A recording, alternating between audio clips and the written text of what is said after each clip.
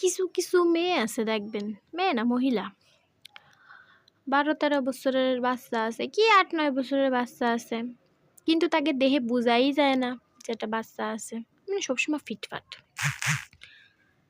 আর এদিকে আমার 6 মাসের একটা বাচ্চা আছে, আমার অবস্থা দেখেন, দেখছেন কি অবস্থা। তারপর আরো কথা বলি, কিছু কিছু মানুষ ঠিক আছে বলবে তোমাকে মতো আমরাও ছেলে মেয়ে মানুষ করেছি, আমাকে ঘর বাড়ি এরকম থাকিনি, আমরাও এরকম থাকিনি, একটু ভালোভাবে সাজিয়ে গুজিয়ে তো থাকতেই পারো।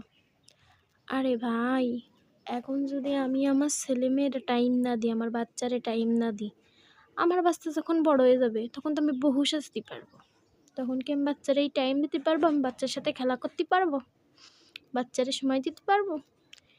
এটা তো তারা বোঝে না। এটা চাই সবসময় ফিটফাট হয়ে থাকি, ফিটফাট থাকি না আমি থাকবো না, আমার যখন ফিটফাট থাকবো তখন থাকবো, এখন ফিটফাট থাকি না, বাচ্চা বড় হবে, বাচ্চাই নিয়ে একবারে ফিটফাট থাকবো, আমার বাচ্চাও ফিটফাট না, আমিও ফিটফাট না। তো এই নিয়ে কেউ দ্বিতীয়বার যেন কথা বলা হয় না, আর যারা কথা বলবেন তাদের ভুলটা আমি মার্জনীয় করে দেবো।